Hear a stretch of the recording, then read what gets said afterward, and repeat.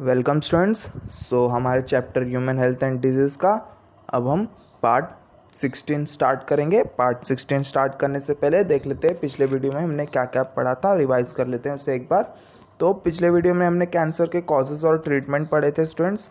हमने देखा था किस किस वजह से कैंसर हो सकता है और क्या क्या उसके ट्रीटमेंट से। तो हमने 5 टाइप देखा था जिसके वजह से कैंसर हो सकते हैं। तो पहला देखा था केमिकल्स, दूसरा रेडिएशन, तीसरा viruses, fourth oncogenes, fifth addiction. तो केमिकल्स में देखा था कि कुछ केमिकल्स होते हैं जिनके वजह से भी हमें कैंसर हो सकता है, और रेडिएशंस के भी वजह से अगर हम रेडिएशंस के चपेट में आते हैं तो भी हमें कैंसर हो सकता है। कुछ वायरसेस होते हैं, एपीवी और एचपीवी जैसे कुछ वायरसेस होते हैं जो हमारे जीन्स में चेंजेस ला सकते हैं और उनके वजह से भी कैंसर हो सकता है। ऑन्कोजीन्स होते हैं, कुछ ऐसे जीन्स होते हैं जो कि चेंज कर लेते हैं खुद को हमारे बॉडी में और वो दूसरे सेल्स, कैंसरस सेल्स बनाने लगते हैं फिर। और एडिक्शन जैसे स्मोकिंग, टबैको च्यूइंग, ये सब क्या होता है, एडिक्शंस में आते हैं। अल्कोहल वो सब वगैरह किस में आते हैं, एडिक्शन में। तो ये 5 टाइप के कॉजेस देखे थे हमने जिनके वजह से कैंसर हो सकता है: केमिकल, रेडिएशन, वायरसेस, ऑन्कोजिन्स और एडिक्शन। तो ये आपको याद रखना है स्टूडेंट्स की। और ये कॉजेस बहुत सी स्टडी के बाद बनाए गए, वैसे कोई इसका पर्टिकुलर कॉज है नहीं कोई कैंसर का, क्योंकि ये अपने ही खुद के बॉडी में होता है। तो इसका कोई कॉज हम बता नहीं सकते हैं अच्छे से कि हमारे बॉडी में ऐसा क्या है कि जिसके वजह से हमें कैंसर हो रहा है। तो अब उसके ट्रीटमेंट हमने उसके बाद देखा था। तो ट्रीटमेंट भी हमने 5 टाइप के देखे थे। बहुत सारे कॉम्बिनेशंस ऑफ थेरेपीज होते हैं ट्रीटमेंट के लिए भी। तो केमोथेरेपी था, रेडियोथेरेपी था, सर्जरी था, इम्यूनोथेरेपी था और सपोर्टिव थेरेपी था। केमोथेरेपी में हमने देखा था हम कुछ ऐसे केमिकल्स यूज़ करेंगे जो कि कैंसर सेल्स को ढूंढेंगे, उन्हें चेक करेंगे, उनके डीएनए चेक करेंगे और उनके डीएनए को नॉर्मल सेल्स के डीएनए जैसा बनाएंगे, जिसके वजह से कैंसर सेल्स नॉर्मल सेल्स में कन्वर्ट हो जाएंगे। तो ऐसे केमिकल्स देखे थे। तो ये केमोथेरेपी होता है, केमिकल्स यूज़ करके हमारे में कैंसर ठीक किया जाता है। तो रेडियोथेरेपी में हमने देखा था जो कैंसर सेल, जो कैंसर ट्यूमर रहेगा उसे हम रेडिएशंस में एक्सपोज करेंगे उतने पार्ट को, तो जिसके वजह से वो डिस्ट्रॉय हो जाएंगे कैंसर से। सर्जरी में देखा था कि वो ट्यूमर को हम ऑपरेशन करके निकाल लेंगे और जो भी अगर एक आध सेल कैंसर सेल बच जाता है तो उसे हम ड्रग्स दे के मार देंगे। इम्यूनोथेरेपी भी वैसी ही हमने देखा था और सपोर्टिव थेरेपी भी हमने वैसी देखा था। तो ये सब कुछ टाइप्स के थेरेपी थे स्टूडेंट्स जो हमने पढ़ा था जिससे कि हम कैंसर ठीक कर सकते हैं। इम्यूनोथेरेपी में बता देता हूँ फिर से एक बार कि कुछ इंटरफेरॉन्स हमारे अंदर डाले जाएंगे जो दूसरे सेल्स को मैसेज देंगे कि तुम्हें अब इन्फेक्ट नहीं होना है कैंसर सेल से। सपोर्टिव थेरेपी मतलब इन थेरेपीज़ के बाद हमें साइड इफ़ेक्ट्स को रोकने के लिए हम सपोर्टिव थेरेपी करते हैं। तो ये सब हमने देखा था। तो इस वीडियो में हम एक और बीमारी को देखने जा रहे हैं, इससे भी खतरनाक बीमारी, एड्स के बारे में। तो देखते हैं एड्स क्या है। AIDS, the acquired immunodeficiency syndrome, is a usually fatal illness caused by a retrovirus single-stranded RNA known as the human immunodeficiency virus, which weakens the body immune system, leaving the victim vulnerable to life-threatening opportunistic infections, neurological disorder and unusual malignancy। तो ads क्या है students? Acquired immunodeficiency syndrome. नाम से ही पता चल रहा है कि ये हमारे इम्यून सिस्टम को इफेक्ट करने वाला है। तो ये बहुत ही फैटल, बहुत ही डेडली डिजीज होता है जो एक रेट्रोवायरस की वजह से होता है। सिंगल स्ट्रैंडेड मतलब उसमें डीएनए नहीं होता है स्टूडेंट, एक ही स्ट्रैंड होगा जिसे हम आरएनए बोलते हैं। तो सिंगल स्ट्रैंडेड आरएनए उसका क्या है, जेनेटिक स्ट्रक्चर रहेगा उस। और वो कौन सा वायरस है? HIV, human immunodeficiency virus. तो हमें एड्स किस वजह से होता है? ह्यूमन इम्यूनोडेफिशिएंसी वायरस की वजह से। तो हमारे पूरे इम्यून सिस्टम को वीक कर देता है, पूरे इम्यून सिस्टम को तहस महस कर देता है, जिसके वजह से हमें दूसरी अलग बीमारियां होने लगती है, जैसे दूसरे अलग इन्फेक्शंस होने लगते हैं और हमारा मानसिक संतुलन भी बिगड़ सकता है इसके वजह से। और कुछ मेलिग्नेंसी मतलब कुछ टाइप के कैंसर्स भी हो सकते हैं अगर हमें एड्स होता है तो इंसान एड्स के वायरस से नहीं मरता है बल्कि दूसरे इन्फेक्शन से मर जाता है, दूसरे बीमारी से मर जाता है जब हमें एड्स वायरस इन्फेक्ट कर जाता है। तो आपको ये समझना है कि क्या है एड्स। क्या है एड्स?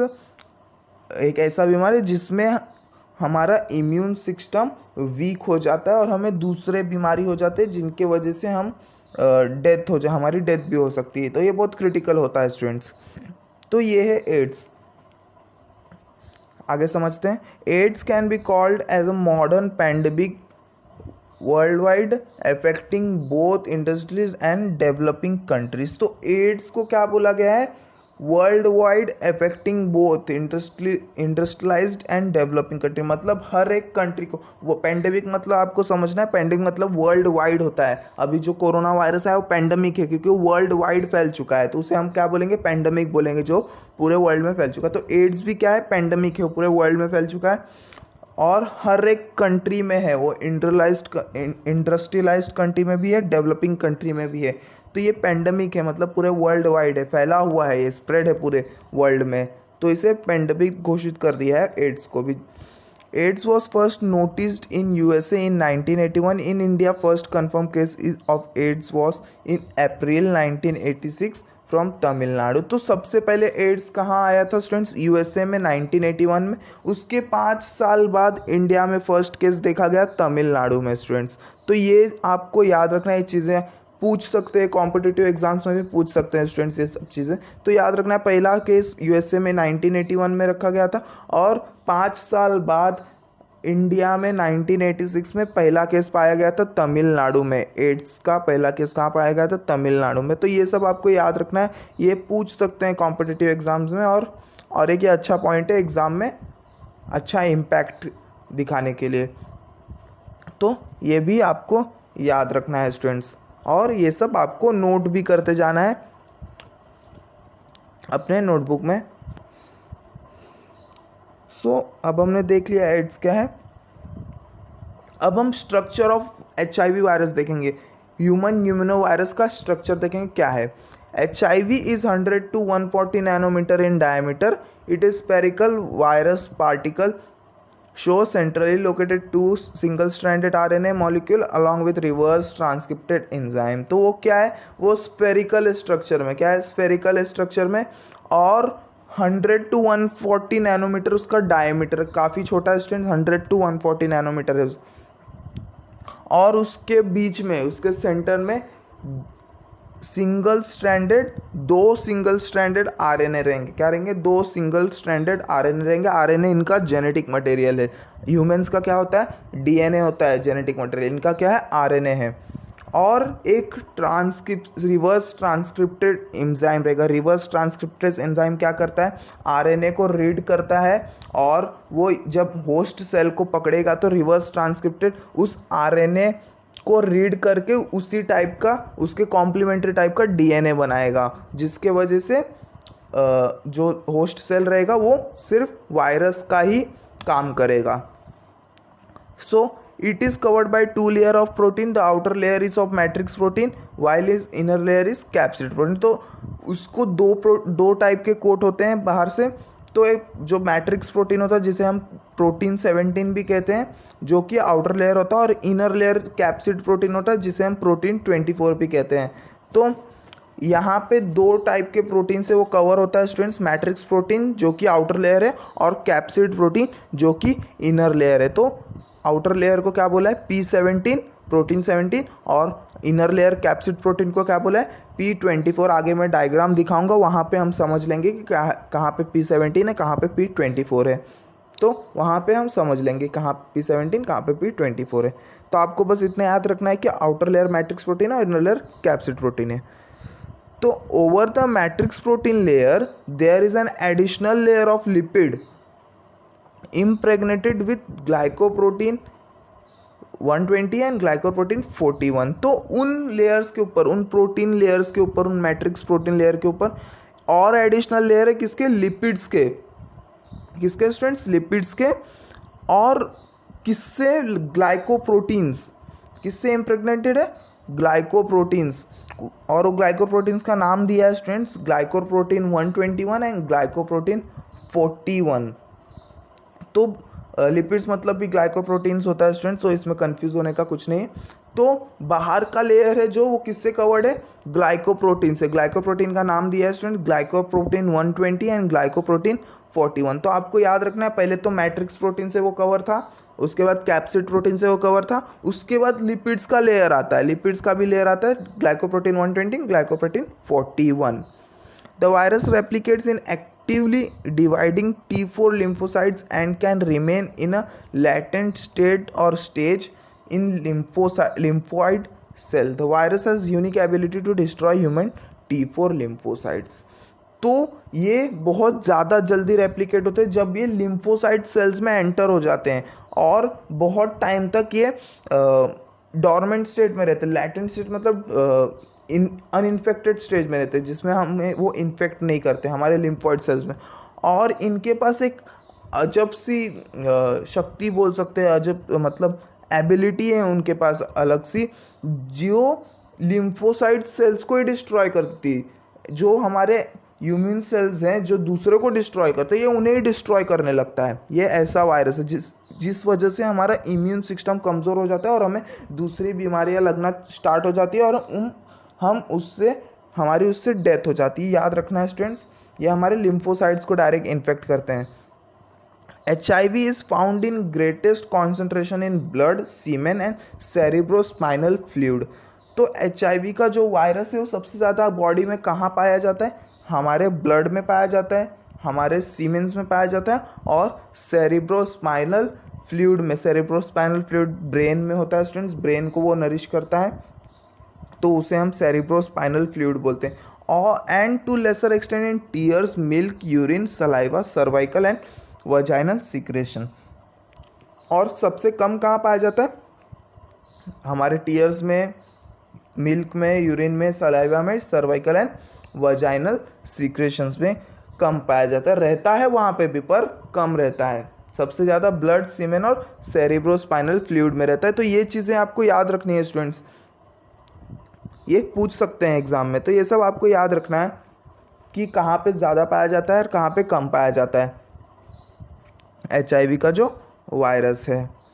तो आगे वीडियो में हम वो HIV का एक पिक देख लेते हैं जिसमें आपको पूरा समझ जाएगा कि HIV का स्ट्रक्चर कैसा है. तो यहाँ पे आपको समझ रहा होगा, जो यहाँ पे रिवर्स ट्रांसक्रिप्टेज है रेड कलर का, और जो ये ब्राउन कलर का है वो कैप्सिड है, कैप्सिड स्ट्रक्चर है, आपको दिख रहा होगा. और जो आउटर दिख रहा है आपको, आउटर लेयर, ग्लाइकोप्रोटीन 121 और ग्लाइकोप्रोटीन 41 जो लिपिड के लेयर है वो है. और ये ब्लू कलर का है वो देखिए P17 प्रोटीन 17 जो मैट्रिक्स प्रोटीन था वो है हमारा. और जो बीच में दो आपको स्नेक टाइप ब्लू कलर के दिख रहे हैं वो क्या है? वो सिंगल स्ट्रैंडेड RNA है, उनका जेनेटिक मटेरियल. तो आपको एक क्लियर हो गया होगा, रेड कलर का वो रिवर्स ट्रांसक्रिप्टेड है, वो ब्राउन कलर का आपका कैप्सिड है, और ये मैट्रिक्स प्रोटीन आपको दिख रहा है P17 ब्लू कलर का जो है. तो यहाँ से आपको क्लियर हो गया होगा स्ट्रक्चर ऑफ HIV. अभी they can be transmitted through, अब वो किस किस चीज़ों से फैल सकते हैं? Unsafe sexual contact including viral, vaginal and anal sex. तो हर टाइप के अनसेफ सेक्सुअल कॉन्टैक्ट से भी वो फैल सकते हैं, अगर प्रॉपर कॉन्ट्रासेप्टिव यूज़ नहीं किया तो उनसे भी वो फैल सकते हैं. दूसरा है ब्लड, या तो इन्फेक्टेड पर्सन ब्लड डोनेट करता है तो उससे भी फैल सकती है, या तो निडल शेयरिंग, अगर इन्फेक्टेड पर्सन को लगा हुआ इंजेक्शंस किसी और को, हेल्दी पर्सन को भी लगता है तो उससे भी फैल सकता है HIV वायरस. तो ये सब मेन है, मेन पॉइंट्स है जिसके वजह से HIV वायरस सबसे ज़्यादा फैला है. तो ब्लड ट्रांसफ्यूजन से भी ये फैल सकता है और नीडल शेयरिंग से भी ये फैल सकता है. तो ये भी आपको याद रखना है कि किन किन चीज़ों से फैल सकता है HIV वायरस. आगे देखते हैं और किन किन चीज़ों से फैल सकता है HIV वायरस.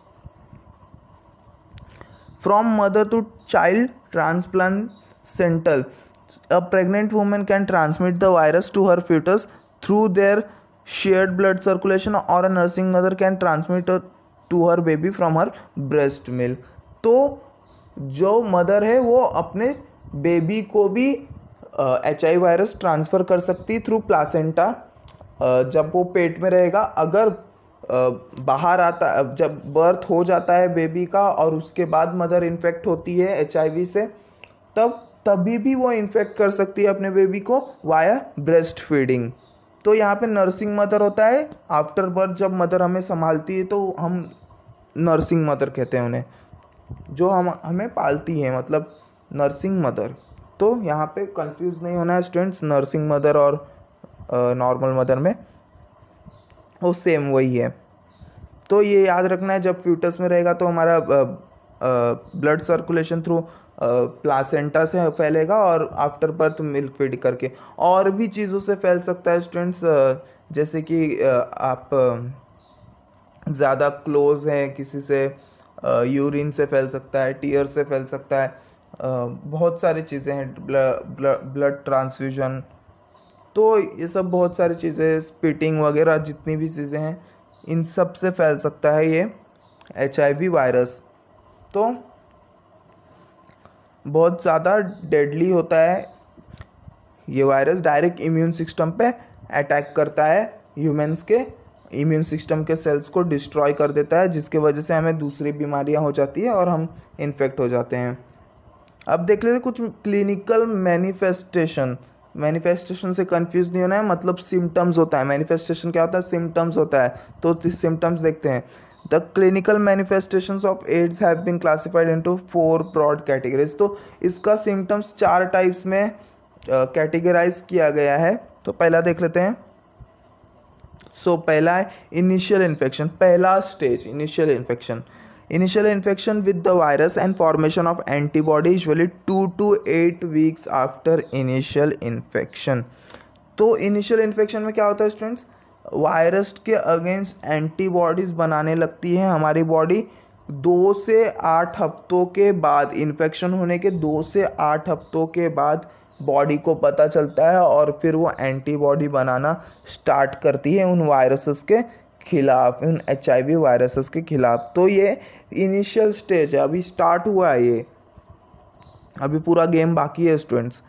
तो इनिशियल इन्फेक्शंस में क्या होता है, 2 से 8 हफ्तों के बाद बॉडी को पता चलता है हाँ मैं इन्फेक्ट हो गया हूँ, सो अब हमें एंटीबॉडीज़ बनानी चाहिए। तो वो एंटीबॉडीज़ बनाना स्टार्ट कर देते हैं, जो हमारी बॉडी वो एंटीबॉडी बनाना स्टार्ट कर देती है। तो ये है पहला स्टेज, पहला एक कैटेगरी। सेकंड देखते asymptomatic carrier state, asymptomatic carrier state in which no signs of disease are seen. Incubation period ranges from 6 months to 10 years. तो क्या होता है स्टूडेंट्स, कभी कभार ये वायरस डॉर्मेंट ही रहते हैं, ये आपको कोई हार्म नहीं पहुंचाते हैं, पर ये आप में रहते हैं, इनमें सिम्टम्स नहीं दिखता, आप में रहने का बाहर से कोई सिम्टम्स नहीं दिखा। असिम्प्टोमेटिक कैरियर स्टेट मतलब वो सिम्टम्स नहीं दिखाते पर वो रहते हैं, आप उन्हें कैरी करते हैं और आप दूसरों को भी इन्फेक्ट कर सकते हैं उनसे। तो वो आप में सिम्टम्स भले ना दिखाए पर आप दूसरों को इन्फेक्ट कर जाएंगे स्टूडेंट्स। वो आप में रह सकते हैं 6 से 10 साल तक, 6 महीने से 10 साल तक। ये इनकी 10 साल के बाद भी आपको आप में सिम्टम्स दिखा सकते हैं, आपको इन्फेक्ट कर सकते हैं स्टूडेंट्स। ज़रूरी नहीं है कि आप, अगर आप में सिम्टम्स नहीं है तो आपको HIV नहीं है, तो आप कैरियर भी हो सकते हैं HIV वायरस के। अब थर्ड देख लेते हैं students, AIDS related complex with one or more of the following clinical signs: recurrent fever for longer than 1 month, fatigue explained, diarrhea, night sweat, shortness of breath, loss of more than 10% of the body weight। तो अब आता है असली symptoms, जब ये अपना रंग दिखाना स्टार्ट कर देता है अपना वायरस, तो कुछ सिम्टम्स दिखने लगते हैं, जैसे कि फीवर होता है बहुत ज़्यादा टाइम तक, महीने तक चलता है, महीने 2 महीने तक आपको फीवर रहेगा ही रहेगा। फटीक, आपको थकान महसूस होना। अनएक्सप्लेन डायरिया, कभी भी आपको डायरिया हो सकता है, सडन डायरिया, रैंडम डायरिया, कभी भी हो सकता है, कभी भी नहीं हो सकता है। नाइट स्वेट, रात को आपको पसीने आएंगे, आपको सांस लेने में तकलीफ होने वाली है, और आपका 10% ऑफ द वेट कम हो जाता है जब आपको HIV वायरस इन्फेक्ट करता है, जब आपको एड्स हो जाता है स्टूडेंट्स। सो ये सब कुछ साइंस और सिम्टम देखे गए एड्स के पेशेंट्स में। सो आपको ये याद रखना, लॉन्गर टाइम तक आपको फीवर होने वाला है, आप फटीग, अनएक्सप्लेन डायरिया, आपको सडन डायरिया होने वाली, तो ये सब कुछ साइंस और सिम्टम्स है। अब एंड स्टेज, लास्ट स्टेज देख लेते हैं students. AIDS in the end stage of HIV infection, it is characterized by life-threatening opportunistic infection like pneumonia, tuberculosis, Kaposi sarcoma, etc. तो एंड स्टेज में ये इतना वीक कर देता है हमारे इम्यून सिस्टम को, इतना वीक कर देता है कि हमें दूसरी बीमारियां लगने लगती हैं, क्योंकि इसने हमारे इम्यून सिस्टम को खोखला कर दिया है, हमारे इम्यून सेल्स को पूरा डिस्ट्रॉय कर दिया है, जिसकी वजह से हमें दूसरी बीमारियां होने लगती, जैसे कि निमोनिया, ट्यूबरकुलोसिस और कैपोसी सार्कोमा एक टाइप का कैंसर होता है जो स्किन पे होता है स्टूडेंट्स, स्किन पे ट्यूमर बनने लगते हैं, वहाँ पे होता है। तो ये सब चीज़ें होने लगती हैं हमारे साथ जब एंड स्टेज पे HIV वायरस का इन्फेक्शन होता है। जब बहुत सारे HIV वायरस हमारे बॉडी में हो जाते हैं, उसके बाद ये हमारे इम्यून सेल्स को मारने लगते हैं और इसके वजह से हमें बाहर की दूसरी बीमारियां होने लगती हैं, जिसके वजह से हम बहुत ही क्रिटिकल कंडीशन में आ जाते हैं और बहुत ही फैटल डिजीज, बहुत ही डेडली डिजीज़ है ये। तो ये सब होता है जब हमें कोई HIV वायरस इन्फेक्ट कर जाता है। इसका कोई क्योर नहीं है स्टूडेंट्स, HIV वायरस का कोई क्योर नहीं है, कोई दवा नहीं है इसके लिए, कोई मेडिसिन नहीं निकाला गया है अब तक HIV वायरस के लिए। सिर्फ इसे हम रोक भी नहीं सकते हैं। सो कुछ प्रिवेंटिव मेजर्स हैं, मतलब कुछ हैं जिसके वजह से हम इसे रोक पा रहे हैं। तो AIDS has no cure, hence prevention is the best choice. The following step help in preventing this dreadful disease. तो एड्स का कोई क्योर नहीं है, एड्स का कोई दवा नहीं है, पर कुछ चीज़ें ऐसी है जिसके वजह से हम बच सकते हैं, इसे प्रिवेंट कर सकते हैं हमें ना हो ये। तो पहला देख लेते, people particularly those in high risk group should be educated about HIV transmission. मैं पहले आपको हाई रिस्क ग्रुप बता देता हूँ। हाई रिस्क ग्रुप में 5 साल से कम चाइल्ड्स आते हैं, प्रेग्नेंट लेडीज आती है, और जो भी HIV और एड्स से इन्फेक्टेड पर्सन है वो आते हैं। तो ये इन्हें बोलते हैं हम हाई रिस्क ग्रुप बोलते हैं स्टूडेंट्स, इन्हें क्या बोलते हैं, हाई रिस्क ग्रुप बोलते हैं। तो जो भी हाई रिस्क ग्रुप है उन्हें हमें एजुकेट करना चाहिए HIV ट्रांसमिशन के बारे में, उन्हें बताना चाहिए कि ये वायरस कैसे कैसे फैलता है। तो उन्हें बताने से वो एजुकेट हो जाएंगे और वो दूसरों को नहीं फैलाएंगे या HIV इन्फेक्टेड पर्सन के आसपास नहीं रहेंगे। Disposable needles and syringe should be used and disposed of properly and immediately. जो भी नीडल्स यूज्ड हो चुके हैं उन्हें हमें अच्छे से डिस्पोज करने चाहिए, प्रॉपरली डिस्पोज करना चाहिए इमीडिएटली। जब भी उसका यूज़ ख़त्म हो जाए तब भी हमें उसे डिस्पोज कर देना चाहिए, और ध्यान रखना चाहिए कि वो नीडल्स दूसरे के कांटेक्ट में नहीं आए, क्योंकि हो सकता है कि वो नीडल इन्फेक्टेड पर्सन में लगा हो जो कि कैरियर हो, जो कैरी कर रहा हो HIV। थर्ड देख लेते हैं, sexual habit should be change immediately. आपके जो भी सेक्सुअल हैबिट है वो इमीडिएटली चेंज होने चाहिए। High risk group should refrain from donating blood. मतलब जितने भी हाई रिस्क ग्रुप के पीपल है उन्हें रोकना चाहिए ब्लड डोनेट करने में, उन्हें क्या करना चाहिए, रोकना चाहिए ब्लड डोनेट करने में। रिफ्रेन मतलब होता है वो उन्हें करने में रोकना चाहिए। तो हाई रिस्क ग्रुप को ब्लड डोनेट करने में रोकना चाहिए। मैंने हाई रिस्क ग्रुप में बताया कौन कौन से लोग आते हैं। 5 साल से कम बच्चे आते हैं, प्रेग्नेंट लेडीज़ आती हैं, और जो भी इन्फेक्ट हो चुका है HIV और एड्स से वो लोग हाई रिस्क ग्रुप में आते हैं। उन्हें हम क्या बोलते हैं, हाई रिस्क ग्रुप्स बोलते हैं स्टूडेंट्स। तो ये सब आपको ध्यान देना है स्टूडेंट्स कि इन सब चीज़ों से ही हम प्रिवेंट कर सकते हैं, खुद को वायरस से बच सकते हैं। आगे देख लेते हैं और क्या है, और किन किन चीज़ों को करके हम बच सकते हैं HIV से।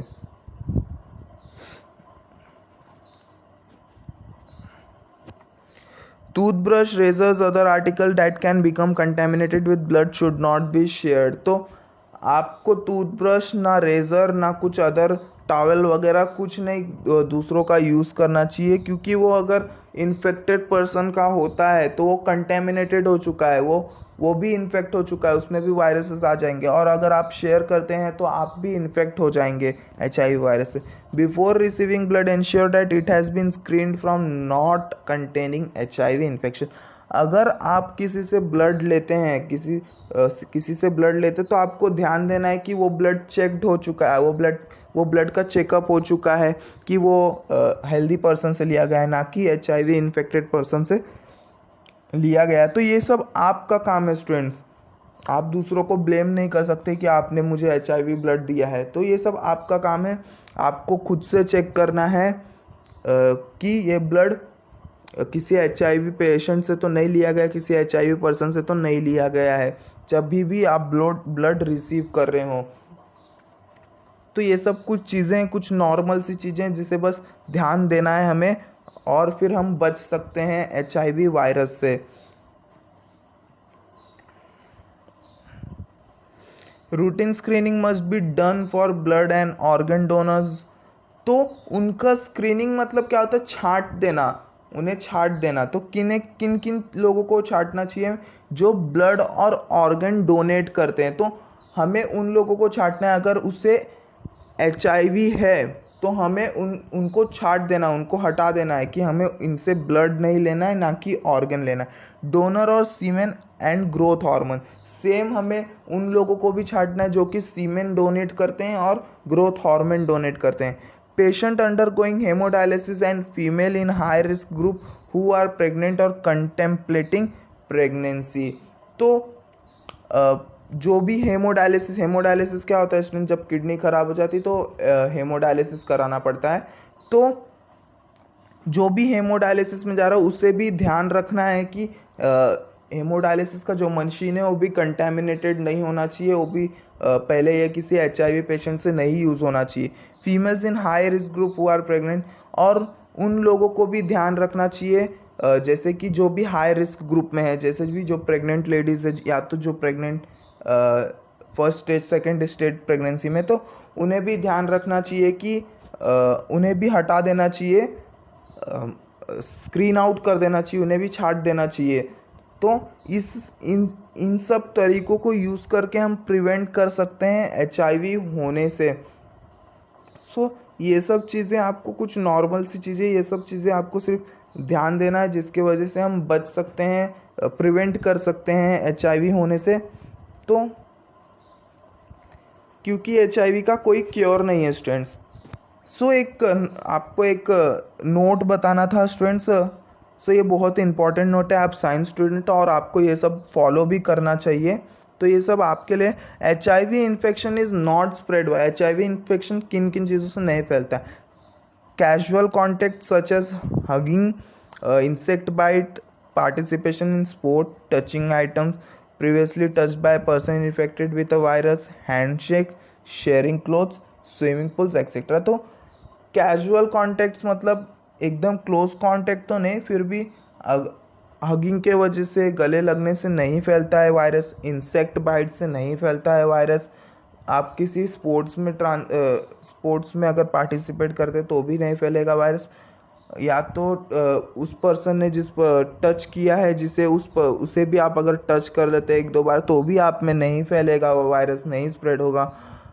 हैंड शेक से भी नहीं होने वाला है, शेयरिंग क्लोथ से भी नहीं होने वाला है, स्विमिंग पूल्स में भी अगर वो इन्फेक्टेड पर्सन आता है तो भी नहीं होने वाला है। तो इस वीडियो में इतना ही है स्टूडेंट्स। सो ये सब कुछ चीज़ें हैं, ये आपको ध्यान देनी है, और ध्यान देना है कि HIV वायरस अगर किसी को है तो अंडर एस्टिमेट कर दे या इग्नोर कर दे। तो ये सब नहीं करना चाहिए स्टूडेंट्स। आप साइंस स्टूडेंट्स, तो आपको ही समझना पड़ेगा कि किस तरह से इसे हैंडल करना है। तो हमें बीमारी से लड़ना है, ना कि उस पर्सन से लड़ना है जो बीमार है।